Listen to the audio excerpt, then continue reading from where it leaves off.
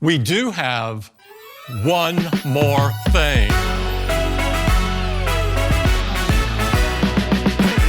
这是 Apple Vision Pro， 苹果新推出的头戴显示系统，引起了非常大的讨论。我觉得与其把它叫做 VR 或者 AR， 把它称为一个 MR 这个混合现实设备，似乎会更合适一点。你想让它带你去一个完全不一样的空间，看一场电影或者看场球赛，这完全没有问题。你想体验一下现实之中不存在的物体漂浮出来，并且把它固定在那边，无论是开很多的窗口，还是放一些模型，这它也能够做到，是一个非常有趣的设备。那只不过在宣传片里面，我觉得最难以置信的就是它的画面精度，还有眼球的追踪，真的有这么灵敏吗？它画面真的有这么好吗？那之前我有很多怀疑，但在几个小时之前，我亲自去了 Apple Park， 在那边1对1的体验到了这个 Vision Pro， 把它戴到了头上。当然，这次他们不允许我们拍摄整个头戴的显示过程，也不能把相机伸进去。虽然我很想，但是很多博主都已经讲过了它的体验过程，这我就不过多赘述。我更多想讲的是体验过程之中，我观察到的一些技术细节，有好的，但是也有一些没有那么完美的这个小瑕疵，我觉得值得来和你分享一下，能够帮助你退一退烧。所以我们直接开始。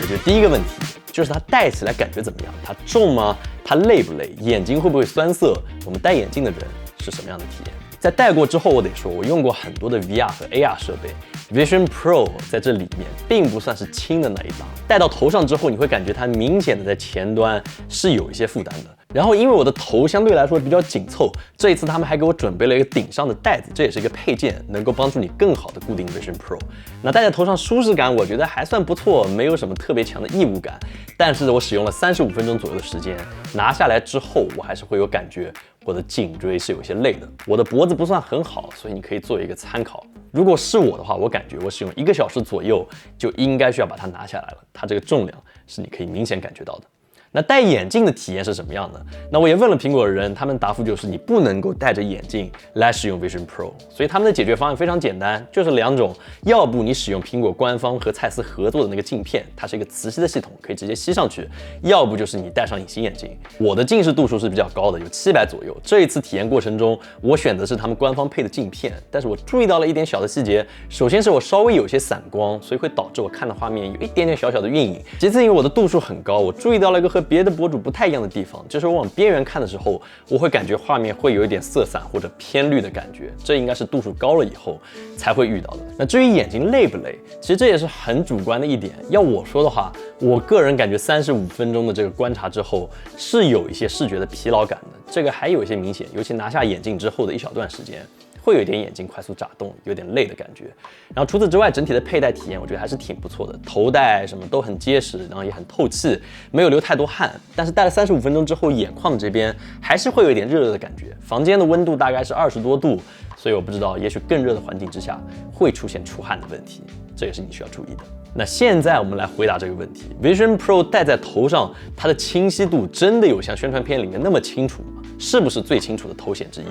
那要我说的话，那确实真的和宣传片里面的差别不大，也应该就是当今我所用过的最清晰的一个头显设备，这个应该几乎是没有之一可以说的。我之前用过 Quest Pro， 也用过这个 Pico 的 Pro， 各种的这些头显设备，但是和这个 Vision Pro 比起来，距离还是挺大的。那在头显行业里面有个参数叫做 PPD， 也就是每一度角这个视角里面它所含有的像素量。那正常的大多数头显目前应该在10几到20之间，苹果这个 Vision Pro 应该是在40左右，会感觉还在现实里面，只不过稍微模糊了这么一点。那说到模糊的话，我觉得这块屏幕，这块 Micro OLED 的屏本身是非常清晰的，单眼能够达到4K 的分辨率，你无论是看那些字体还是那些画框，这都是非常清晰的。只不过有一点是要讲明的，就是苹果的头显其实并不是透明的，这就意味着当你要看到现实中的外面的世界的时候，它是通过前端的这2个摄像头来拍摄前面的景象，再传回到你的眼镜里面，被你的眼睛给看到的。那这个过程就会产生一个现实采集的信息丢失。苹果已经尽了非常大的努力来尽可能提升画面的亮度还有分辨率，让人尽可能觉得现实和这个视频里面的画面没有区别。但是这里在我体验过之后，我得说，你不能有太高的预期，就它很震撼，但是你可以明显的感觉到它相比现实世界看到的东西还是有一些模糊感的。然后还有一点就是噪点。那这也是我在使用过程中才注意到的。当你把这个摄像头转向一些暗的地方，因为说到底它还是一块传感器，而且并没有这么大，所以你会看到画面里面会有些噪点。这也就是说 Vision Pro 在光线不是特别充足的情况之下，你会更容易看到一个没有那么清晰的现实画面，会一定程度上影响你的体验。而另外一点，当你戴上眼镜以后开始移动，你会发现就是光线不是特别充足的时候，你还是会看到一些动态模糊，这也是和现实之中差距比较大的。毕竟人眼在夜晚之中不会有这种很强的动态模糊，所以这2点是会让你一定程度上被带出现实的这种感觉。但是在光线充足的情况下 ，Vision Pro 带给你的体验还是非常棒的。你基本上不会再想它是通过摄像头拍出来的画面，就是把它当成一个现实，只不过没有这么清晰，就可以在里面操作了。但有一点是我觉得你一定要注意的，我看没有很多人提到，但是我觉得对我的体验还是有比较直观的影响的，就是它其实还是会有一些视角上的遮挡。虽然苹果的这3块透镜加上这块优秀的屏幕，已经把你的视场角拖得非常之大了，已经是 VR 设备里面的佼佼者了，但是当你戴的时候，你还是会看到一个像这样的遮挡空间，尤其当你往边缘看的时候，你会比较容易看到这个边界。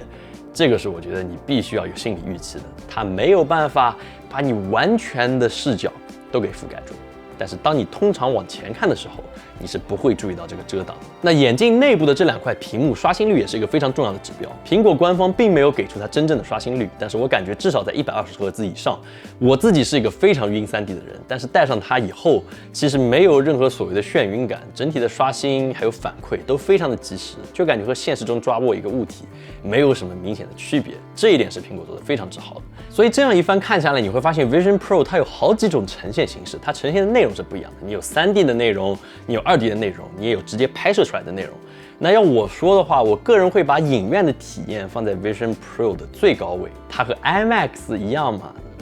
那我觉得可能会稍微低一些清晰度，但是它的沉浸感还有整个空间的密闭感确实做得非常不错。然后其次就是它渲染出来的那些东西，比如说有个恐龙体验，那个恐龙会走出来。那我说 M2 芯片的这个渲染能力还是挺强的，相对来说恐龙已经非常真实。当然你不能指望它和3A 大作那样有非常非常强的光影，但是它确实会和房间里面的整体光照还有环境产生交互，使它看起来是一个真正容纳在这个房间的光照环境里的东西。那个恐龙也会走出来，然后再走回去。然后最后的话就是它的穿透拍摄，还有现实中这些增强现实的东西，它其实已经做得非常优秀了。只不过可能因为我的眼睛会特别注意它的清晰度还有噪点，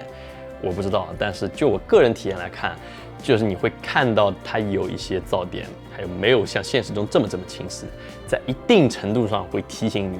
你不在现实空间，你是通过一个眼镜在看这个外面的世界。现在我来讲一讲我戴这个 Vision Pro 最震撼的一个演示，我觉得应该就是那个团队协作还有打视频会议的这么一个场景。这个听着好像平平无奇，但是你会想到一个问题，当你戴着这个眼镜和别人做视频会议的时候，他看到的你是什么东西，对吧？你戴着眼镜他又不能拍你，所以说苹果的解决方案就是你用眼镜来扫描自己，生成一个你的模型，这样的话你和别人对话的时候，你看到的就是那个人的脸。然后这个场景我很难和你描述，就是当这个人脸出现在你面前和别人聊天的时候，你可以四处的去看它，它是一个3D 的这么一个模型。那这样产生的结果就是它并不是一个真的人，所以你会觉得它有一点点的恐怖谷效应。虽然已经基本上没有了，但是有的时候一个表情你会感觉它眼球就不是很像人。这是我的形容。但是相比那种2D 的视频会议，这种3D 的会议，我觉得真的非常不一样。你可以明确的感觉到他人的情绪，反正是一个很特殊的感觉。而最有趣的一点是，他们展示了一个无边际的场景，你可以把各种模型画的画全部都扔到这个空间里面，真的和那种科幻片里面渲染的非常像。你真的可以把模型拉到这里端详，然后仔细去看每一个细节。然后因为 M2 芯片的渲染精度还有各方面都非常不错，所以我在这一点上是让我感觉最震撼的。无论是我们的产品还是做一个视频特效，应该都会有帮助。还有一个比较不错的功能，就是 Vision Pro 所谓的拍摄那个3D 或者深度视频、空间视频和空间照片的功能。在这个照片模式之下，你确实可以看到整一个照片有一些纵深，你可以左右移动，但它不是一个3D 模型，你是有一定的范围的。假如超过之后，你会发现它没法动了。所以说，这是一个3D 照片的感受。而3D 视频也是一样的，你有一定的空间可以左右移动，但它不是一个这个真正的3D 建模，所以你不能够来回的走动。所以当你戴上眼镜之后，你会看到当时你在拍摄的时候的视角然后你会感觉它真的有人在你面前一样。这一点我觉得没有说谎，就是它真的有深度在你面前，是我感受过最强的一种 3D 感，和过去的3D 电影什么都不一样，因为它是一个沉浸式的体验。但是啊，这里我要说个但是，就是通过 Vision Pro 拍摄的这个视频，它本身的分辨率在我看来不是特别高，所以你会感觉它又比之前的那个穿透模式或者渲染又要模糊一些，没有这么清楚。但是你要说它能不能带来沉浸感，那我觉得真的很强，甚至这在一定程度上会改变视频的拍摄，因为这种带来的体验真的太沉浸了，就和2D 的视频不一样，我只能这么说。现在我们来讲一讲操控。Vision Pro 的操作模式非常简单，你应该也听说过了，就是通过眼球、手势还有声音来完成所有操控，不需要任何遥控器。那一开始我对这个有些怀疑，在我使用以后，我发现这真的是一个挺有趣的交互方式，非常的可靠，尤其是眼球的追踪比我想象的要稳定很多。我眼睛可以看到任何一个地方，它会自动亮起来，没有任何的光标，没有任何的东西，但是哪怕是一个很小的点，它都能够识别到。但是在使用过程之中，我也有遇到一些小的情况，就是当有2个点或者2个东西靠得很近的时候，它会抽搐一下，不知道到底你眼睛在看哪一个。但是这个情况很少，99%的情况之下，它都是正确工作的。我也不确定是不是因为我戴着这个比较高度数的眼镜才会有这个情况。然后当你眼球选定了之后，你就可以用你的手来这样点击或者拖动都可以，这是一个非常自然的交互方式。之前我总是习惯性的会把我手抬起来去操作，然后后来苹果的人和我说了以后，我发现原来你可以手放在腿上，或者就是很轻松的放在任何一个角度都可以来进行操控。这个手部的追踪真的非常的强，就是超级稳定，你只要抓住就可以来回拖动任何东西，然后你也可以往前和往后拖，这样把一个窗户给拉近。它就是一个非常符合你直觉的操作逻辑，应该这么来形容它。还有一点就是使用数码表冠，你可以切换这个 VR 和 AR 的这个界限，也就是说可以有一部分虚拟的东西在你眼前，然后当你转动表冠以后，它会完全把你沉浸进去，你可以自由的来选择。那像我自己会把它调到一半，然后注意到一点就是，当你把你的手拿起来以后，无论是在 VR 还是 AR 空间里面，你都可以看到你的手被抠出来了。虽然说带着 Vision Pro 它是透过摄像头拍出来的画面，你会感觉你的手上有一些闪烁，抠像毕竟是实时的，没有这么精准，但是并不影响你的操作。苹果在发布会上也有说，它不希望这个设备是把你和现实世界隔绝的这么一个东西，而是能有个相互的交互。所以说他们做的比较有趣的一个功能就是，当有人走到你面前的时候，这个人会渐隐出来。我很难来和你形容这个感受，但是就是赛博飞升。就大概这个感觉，就是有人走到你面前，在现实中，然后那个人就会突然渐隐的冒出来，然后是一个小的羽化的这么一个空间，你可以看到这个人，然后他会和你的空间还是有个比较自然的色调匹配，所以不会是一个突然非常突兀的视频冒出来。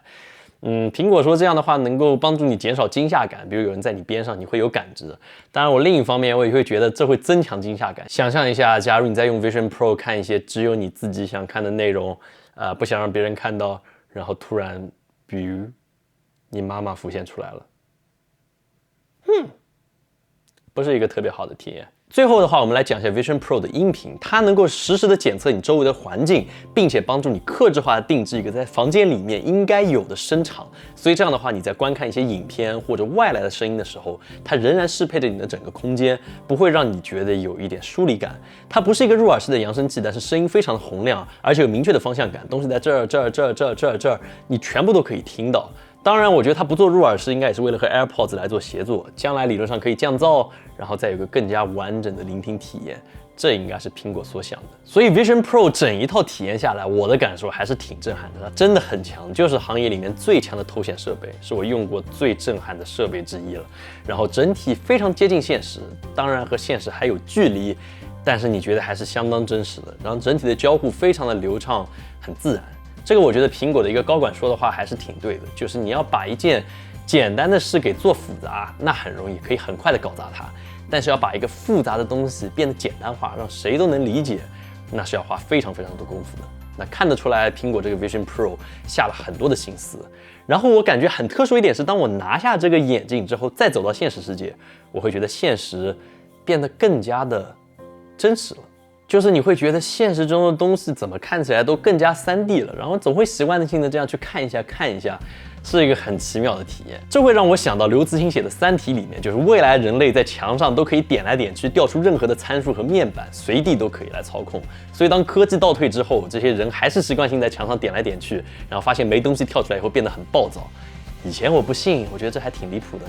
但是现在见过 Vision Pro 之后，我信了。我真的觉得可能只需要几年的时间，我们对于现实还有交互的定义